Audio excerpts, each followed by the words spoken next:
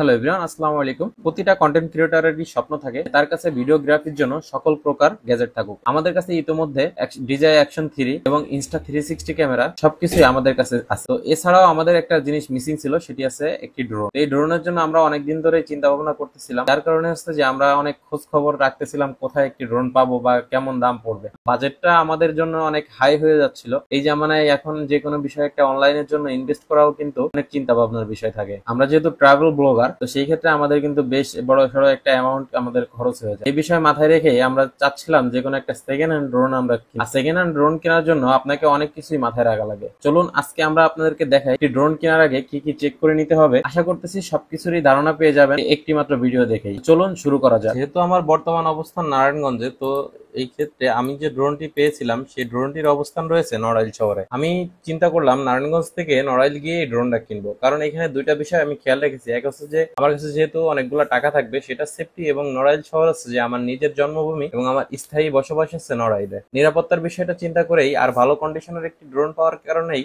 আমরা কিন্তু নড়াইলে ছুটে চলে যাই। আর ছোট ভাই হাবিবকে আগে থেকেই বলা ছিল বাইক নিয়ে আসবে, আমরা সেই বাইকে করে যেখানে আমাদের ড্রোনটা রয়েছে সেখানে আমরা যাব। অতএব ড্রোন আনার জন্য আমি আমার ছোট ভাই দুজনে গিয়েছিলাম।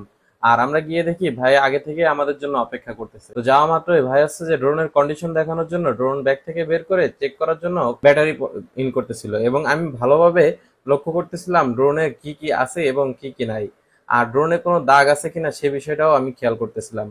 আমি তখনও জানতাম না যে ভাইটির কাছ থেকে আমি ড্রোন আনতে গিয়েছিলাম, কখনোই জানতাম না তিনি প্রফেশনাল একজন ড্রোন সেলার। ওনার কালেকশনে অনেক ধরনের ড্রোন আছে এবং প্রায় সময় ওনার সেল পোস্ট এখন আমি দেখতে পাই। তো ভাইয়ের নাম হচ্ছে আবু রায়হান। ভাই আছে আমাদের অনেক সুন্দর করে বুঝিয়ে দিচ্ছিল ড্রোনের কোথায় কি আছে। যেহেতু আমি ওনাকে আগে থেকে শেয়ার করেছিলাম যে ভাই আমি একটু কম বুঝি, যেহেতু নড়াইলের মানুষ, তাই আমার একটু বিশ্বাস ছিল বেশি। নিজের জেলার মানুষের প্রতি একটু বিশ্বাস বেশি থাকবে, এটাই কিন্তু স্বাভাবিক। আর ড্রোনের কিভাবে কি করতে হবে, কিভাবে ফ্লাই দিতে হবে, সবকিছু উনি আমাকে খুঁটিনাটি দেখিয়ে দিচ্ছিল, এবং আমি মনোযোগ সহকারে ভালো স্টুডেন্টের মতো বিষয়টা খেয়াল করতেছিলাম। কারণ আমার কিন্তু এই ড্রোনটা ঢাকায় এনে আমাকেই উড়াতে হবে, কারণ আমার সাথে যে দুজন আছে রিফাত ভাই ও আকিব ভাই, ড্রোনটা তারা চালাবে না সেটা আমি খুব ভালো করেই জানি। যেহেতু আমার একটু শখ বেশি, তাই আমার একটু বেশি দেখতে হবে, কারণ ঢাকায় আসলে যেন আমি নিজেও চালাতে পারি। এবং ড্রোনটা খুব ভালো করে দেখতে দেখতে ভাই আছে ফ্লাই করে দিল। আসলে প্রথমবার অনেক ভালো লাগতেছিল। তো ড্রোনের যে ফুটেজটা আসছিল সেটা আসলেই অসাধারণ। আর যেহেতু আমরা যেখানে গিয়েছিলাম সেটা একটা মন্দির এবং পাশে দুইটি বট গাছ আছে বড় বড়, তো এগুলা ঘিরে উনি কিছু শট আমাদেরকে নিয়ে দেখাচ্ছিলেন।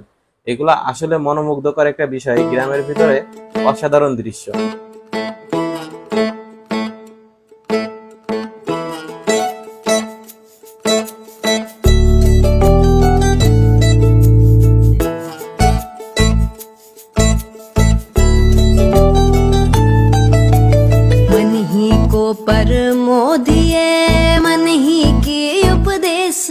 ড্রোনের ফুটেজ তো আপনারা দেখলেন।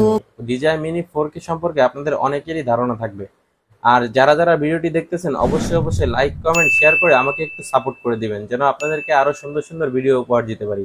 তো অবশ্যই ভাই হচ্ছে যে আমার হাতে ড্রোনটা দিল, এবং আমি খুব ভালো করে এই ড্রোনটা দেখতেছিলাম যে কোথাও কোনো স্ক্র্যাচ আছে কিনা, এবং ব্যাটারি সাইকেলটাও আপনাকে কিন্তু লক্ষ্য রাখতে হবে। পাশাপাশি যে ব্যাটারিটা আপনি নিচ্ছেন সে ব্যাটারি কোথাও খোলা আছে কিনা সে বিষয়টাও কিন্তু আপনাকে লক্ষ্য রাখতে হবে। তো আপনি সহজভাবে দেখতে পারেন ব্যাটারি কেস থেকে বের করে আবার ঢোকানোর সময় বেঁধে যাচ্ছে কিনা, সে বিষয়টা দেখলেই বুঝতে পারবেন ব্যাটারিটা আসলে কতটুকু ফুলছে, কি ভালো মন্দ। তো সবকিছু আপনি কিন্তু এভাবেই বুঝতে পারবেন।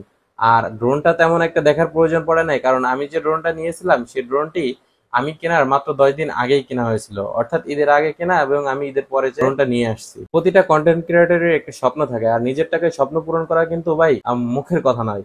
আর এই স্বপ্ন পূরণের সব থেকে বেশি সহযোগিতা করেছে আকিব ভাই ও রিফাত ভাই। তো যাই হোক, অবশেষে ভাইয়ের টাকা ভাইয়াকে বুঝিয়ে দিচ্ছিলাম, কারণ যেহেতু ওনার প্রোডাক্ট আমি নিচ্ছি, তো সেই ক্ষেত্রে ওনার টাকা তো ওনাকে বুঝিয়ে দেওয়া লাগবে।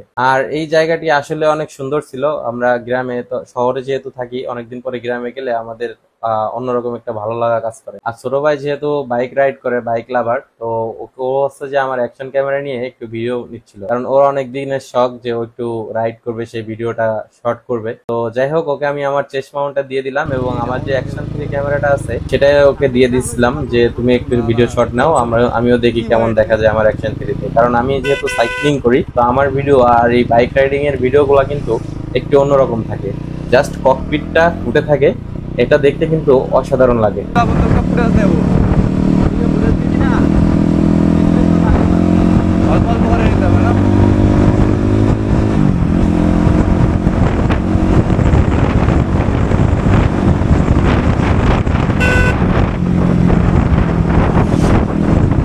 তো এবার ঢাকা ফেরার পালা।